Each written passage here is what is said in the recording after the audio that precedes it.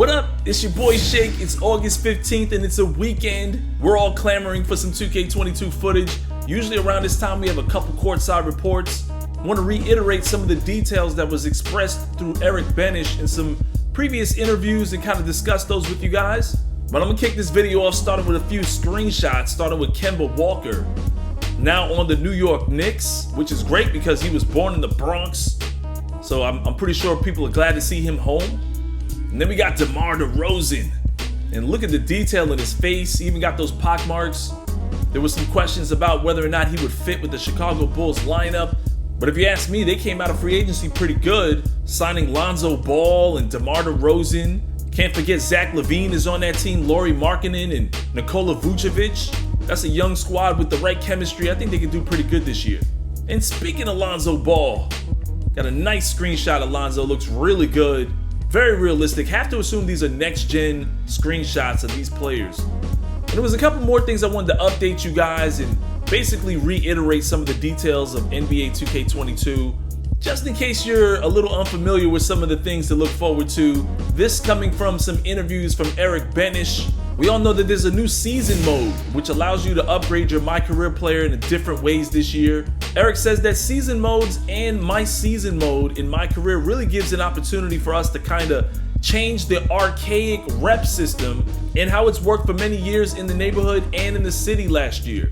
And he used the word archaic, which means that they feel like the rep system is old news. So if you didn't know, there's going to be an entirely new rep system for NBA 2K22 in the city. And if you didn't know, the current gen version of 2K22's park is going to be on a cruise ship. Eric goes on to say the cruise ship will dock at exotic destinations throughout each season with special shoreside events to keep things interesting. So I don't know if these new locations are going to be fictional, but this is pretty cool because it's letting you guys know that the park on current gen is going to change locations, stopping at different islands, maybe even porting at different cities. I don't think I stressed that enough in previous videos how cool that sounds to me. And it's definitely got me interested in playing current gen alongside next gen. Gonna be messing around with 2 careers next year doing double the work. Eric goes on to discuss affiliations on next gen, saying that affiliations still exist and they'll be bigger than ever. You also won't have to spend games grinding in Rookieville to access the city. So there's no Rookieville in 2K22. You start as a fresh-faced kid right in the city. So number one, I wonder if they have the same affiliations that they had last year. And what do they mean by bigger than ever? Does that mean there's going to be more than 4 affiliations? Or does it mean that there's going to be way more detail in the separation of the affiliations than we've ever seen before? All this should be coming out real soon. Then he talks about the My Career experience. He says your house is going to start off really simple. And as you kind of play along in your career, your house becomes bigger and bigger until you get to the penthouse in the sky. That sounds a lot like Grand Theft Auto, rightfully so because Take-Two Interactive is the umbrella corporation over both Rockstar and 2K, so it's sort of fitting that they would actually go this route. I just want them to confirm that if I make a new My player, he doesn't have to start back at the bottom in some simple house. I want all my players to enjoy the new penthouse that I get over time. He also goes into more detail about the My Career experience as a whole, saying that it's the narrative of you, that you make the choice. It's from wherever we start you, ultimately to where you want to end up. And he said that can be different from many people. An NBA championship, just making it to the NBA, or making it to the Hall of Fame. And above all, the My Career and the city are one now. So the cinematics you see are going to take place as you quest your way through the city. He says as you go about your story, you're going to visit your agent's house. You'll head over to the Nike facility to have your negotiations in the environment there. You're going to be moving about your career in the city alongside many other players doing the same thing. I just hope I don't have to go to my agent's house to collect my money anymore. I just want them to cash at me or send it to my Venmo or something. Just let me pull up my cell phone and see the money in my bank. And as it pertains to gameplay, I wanted to touch on one of the statements he made in my last news video.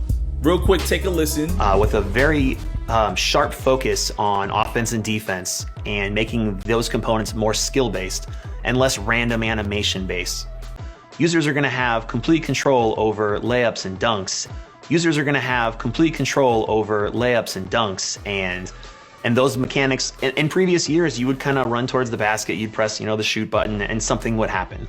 This year, you have control over the outcome, the animation, and that's something that, while it may sound like there is complexity added to it, it's really not. It puts the control in your hands. You feel good when you make it. You understand when you miss. Now he says we're gonna have complete control over layups and dunks. He said it would no longer be random anymore. That sounds a lot like they're saying that we have control over whether or not we go for a dunk or a layup.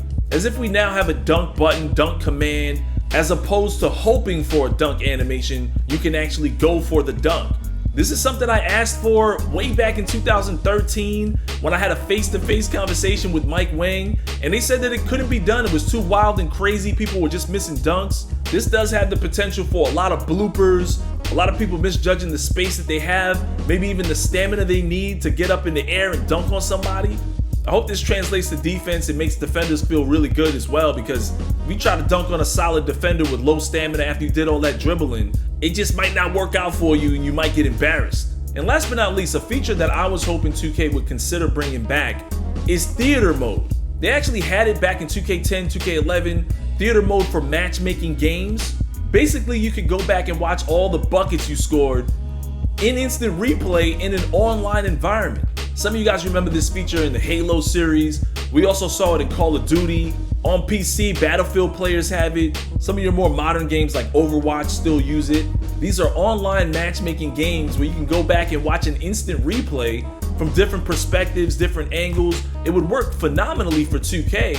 You can go back and capture those crossovers, the posterizers, the block shots, and see this in your street gear or maybe your rec center gear or whatever the matchmaking gear they have you wearing.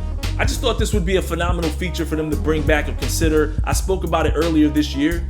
If anything, next gen is the place to do it. Some of my longtime subscribers remember how much I used to put into theater mode from my old Call of Duty videos.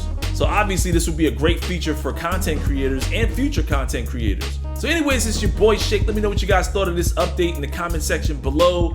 As always, smack that like and subscribe, and I'll see you guys in the next one.